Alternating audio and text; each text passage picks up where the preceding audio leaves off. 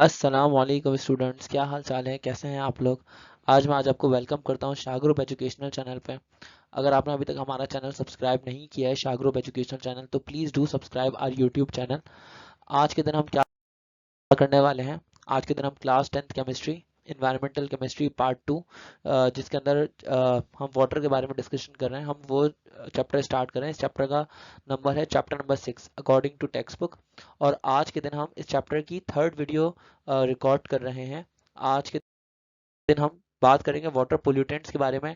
Water pollutants क्या होते हैं, कौन कौन सी चीज़ें जो वाटर को पोल्यूट कर रही हैं, और इस तरह से इनके अफेक्ट्स क्या होंगे, कहाँ कहाँ से ये वाटर पोल्यूटेंट्स की सोर्सेज कौन कौन सी, उनका इम्पैक्ट क्या है, वो आज के दिन हम लोग इस वीडियो के अंदर डिस्कस करेंगे।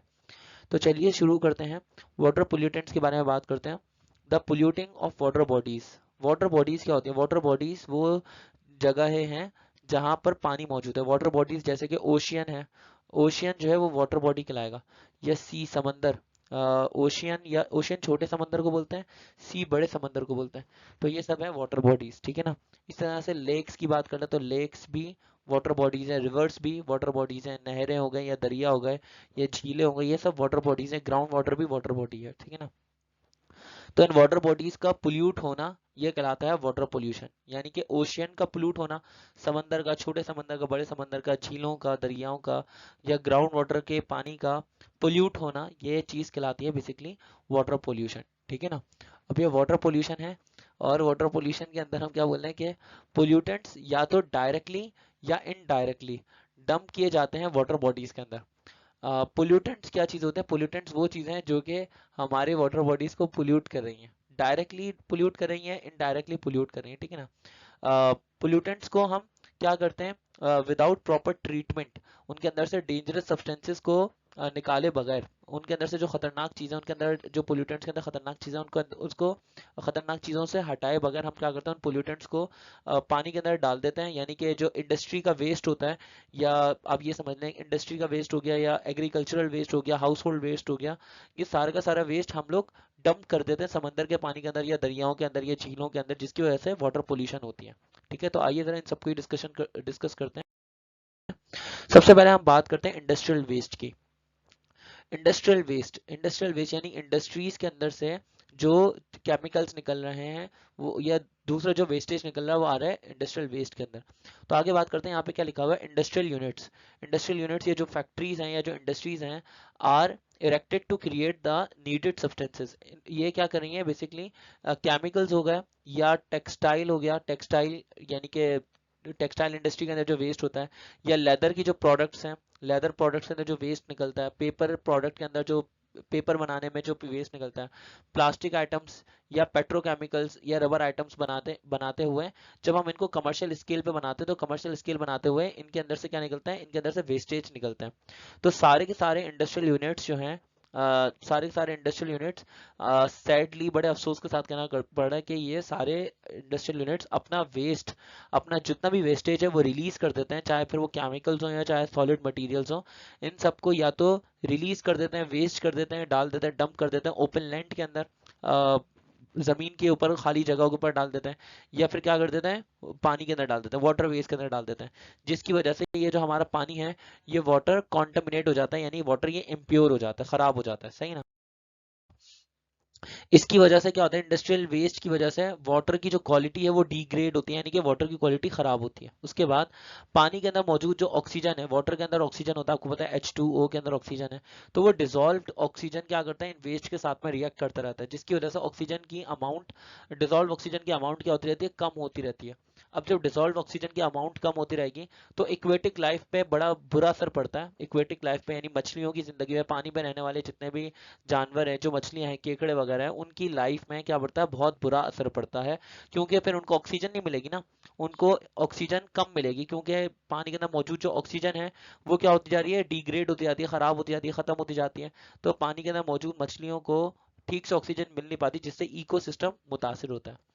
अच्छा, ये जो इंडस्ट्री का वेस्ट है, ये इंडस्ट्री का वेस्ट क्या होता है? ये ओपन लैंड के अंदर डाल दिया जाए तो ये ग्राउंड वाटर तक भी लीक होता रहता है, और ग्राउंड वाटर के अंदर जो मौजूद डिपॉजिट्स हैं, पानी जो मौजूद है ग्राउंड वाटर के अंदर, वो भी खराब हो जाता है। तो they pollute the water reserves. Ground water के अंदर जो मौजूद वाटर के रिजर्व्स हैं, ये वो भी खराब करता है इंडस्ट्री का वेस्ट।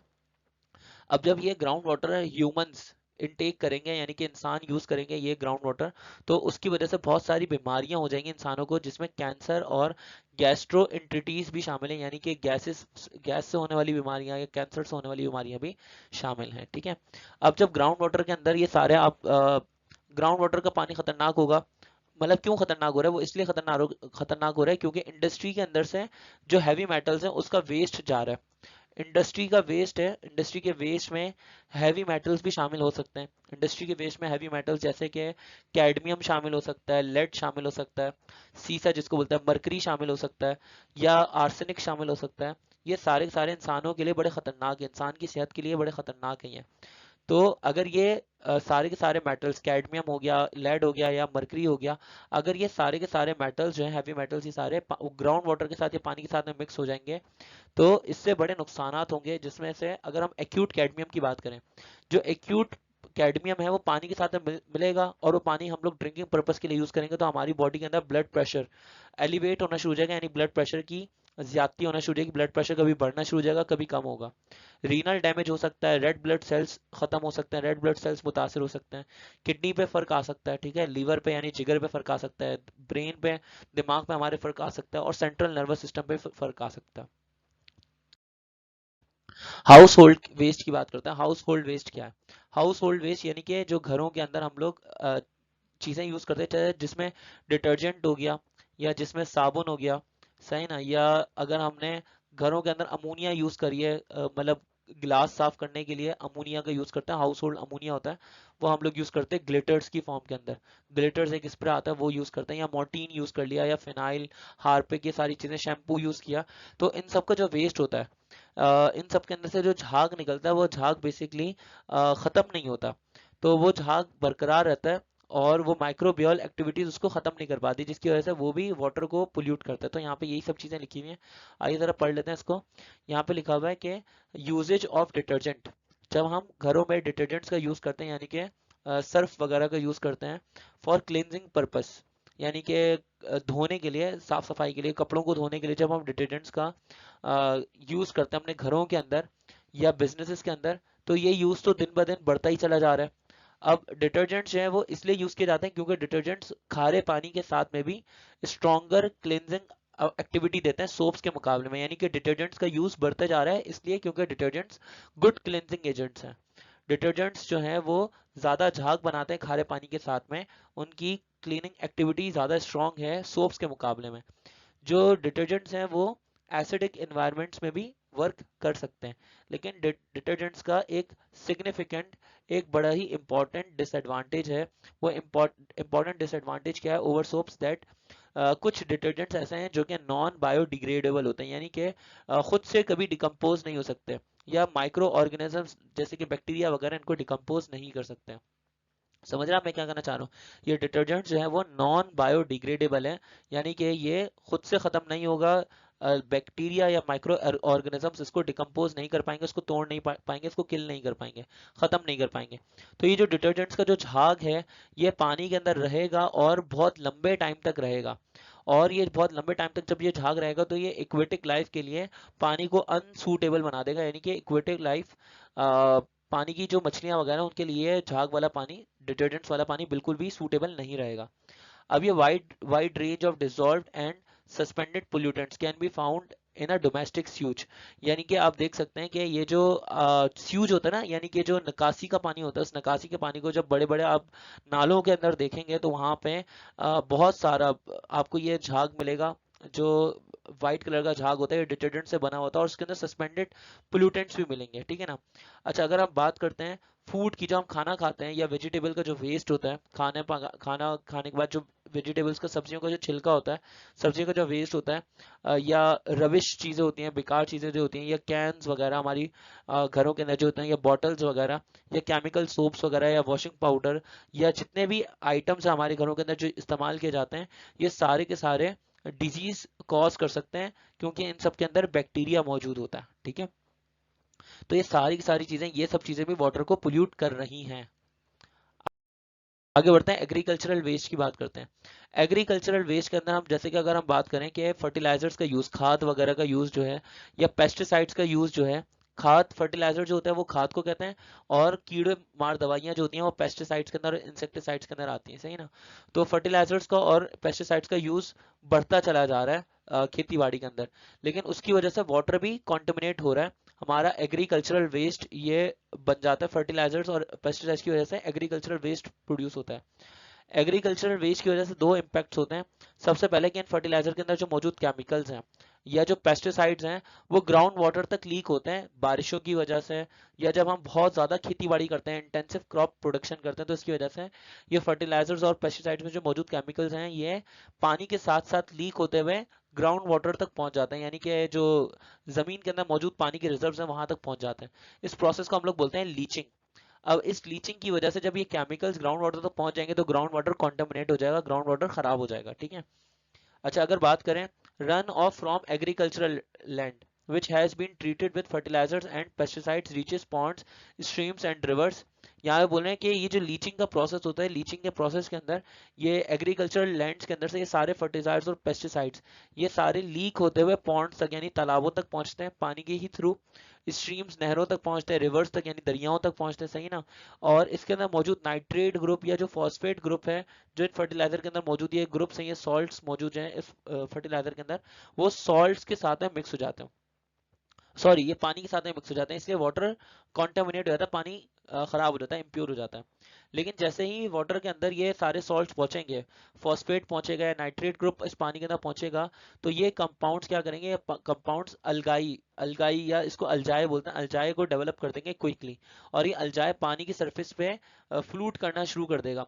जब ये अल्जाए पानी की सरफेस पे फ्लूट करना शुरू कर देगा तो उसकी वजह से सनशाइन यानी सूरज की जो रोशनी है वो पास नहीं हो पाएगी, सनशाइन की सूरज की रोशनी होगी वो ब्लॉक हो जाएगी इस अलजाई की वजह से, और इस तरह से ऑक्सीजन भी नहीं मिल पाएगी हमारी एक्वेटिक लाइफ को। ये जो अंदर मछलियां हैं पानी के अंदर उनको भी ऑक्सीजन ठीक से मिल नहीं पाएगी। अब वाटर पोल्यूटेंट्स का हमारी लाइफ के ऊपर क्या इफेक्ट है, ये तो आप सबको पता ही ऑब्वियसली। अगर हम इसको 3 पॉइंट्स के अंदर सम अप करते हैं तो पहला इफेक्ट ये है कि वाटर पोल्यूटेंट्स की वजह से लोगों की जिंदगियां, इंसानों की जो जिंदगियां हैं वो खतरात का शिकार हो रही हैं, मुतासिर हो रही हैं। कॉलरा की बीमारी हो गई या टाइफाइड की बीमारी हो गई या डायरिया हो गया, ये सब कॉन्टामिनेटेड वाटर को ड्रिंक करने से, पीने से ये सारी बीमारियां होती हैं। कॉलरा वाटर बॉर्न डिजीजेज है, टाइफाइड वाटर बॉर्न डिजीज है, यानी कि पानी के अंदर मौजूद पानी के अंदर ये इनके बैक्टीरिया पानी के अंदर जन्म लेते हैं। डायरिया का जो बैक्टीरिया है वो भी पानी के अंदर पैदा होता है और गंदे पानी में पैदा होता है। मलेरिया भी गंदे पानी के अंदर पैदा होता है, मलेरिया का मच्छर। तो एक तो बड़ी बात है कि बीमारियां फैल रही हैं, और जब हम इस गंदे पानी को पिएंगे तो उसकी वजह से भी हमारी जो जिंदगी है वो खतरात का बाइस बनेंगी, तो इसलिए वाटर पोल्यूशन हमारे लिए नुकसानदेह चीज़ है, ठीक है। आगे बढ़ते हैं, सेकंड पॉइंट पे आते हैं। सेकंड पॉइंट के अंदर बोल रहे हैं the use of dirty water is harmful not only to humans but also to animals and birds. जो डर्टी वाटर का यूज है वो सिर्फ इंसानों के लिए खतरनाक नहीं है बल्कि जानवरों के लिए भी खतरनाक है और परिंदों के लिए भी खतरनाक है। अच्छा, थर्ड थर्ड यहाँ पे क्या लिखा हुआ है कि इस पोल्यूटेड वाटर की वजह से अल्जाए क्विकली डेवलप हो जाती है, यानी कि अल्जाए प्रोड्यूस होती हैं, और अल्जाए के प्रोड्यूस होने की वजह से पानी के अंदर ऑक्सीजन की कमी हो जाती है, क्योंकि अल्जाए वो सारे ऑक्सीजन को चूस लेती है। इस तरह से जो इक्वेटिक ऑर्गेनिजम्स हैं, इक्वेटिक ऑर्गेनिज्म यानी जो समंदर के अंदर रहने वाले या पानी के अंदर रहने वाले ऑर्गेनिजम्स हैं, उन ऑर्गेनिजम्स को ठीक से ऑक्सीजन मिल नहीं पाती। जब उनको ठीक से ऑक्सीजन मिल नहीं पाती तो होता क्या है कि वो सारे ऑक्सीजन की कमी की वजह से मर सकते हैं, ठीक है, तो उनकी डेथ हो सकती है। आगे बढ़ते हैं।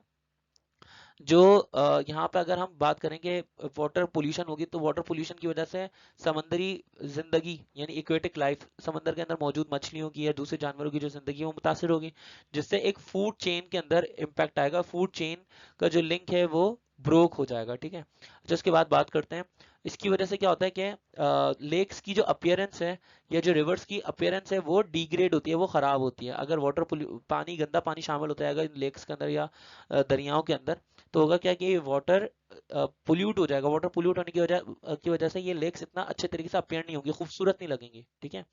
अच्छा, और ये गंदा पानी जो होगा या वाटर जो पोल्यूटेड कॉन्टेमिनेटेड वाटर है वो सूटेबल नहीं होगा किस चीज़ के लिए, क्लिनजिंग के लिए, क्लीनिंग के लिए सूटेबल नहीं होगा और वॉशिंग के लिए सूटेबल नहीं होगा। तो स्टूडेंट्स यहाँ पे आज हमारा चैप्टर जो है मतलब चैप्टर नंबर 5 का हम यहाँ पे स्टॉप करें, और नेक्स्ट वीडियो जो होगी वो हमारी होगी वाटर बॉर्न डिजीजेस की। तो तब तक के लिए आप अपना ख्याल रखिएगा। नेक्स्ट वीडियो में आपसे मिलूंगा। नेक्स्ट वीडियो इस चैप्टर की लास्ट वीडियो होगी। तब तक के लिए आप अपना ख्याल रखें। मैं आपसे मिलता हूँ नेक्स्ट वीडियो में। अल्लाह हाफिज। और please do subscribe our YouTube channel Shah group educational channel. Hope you get the answer.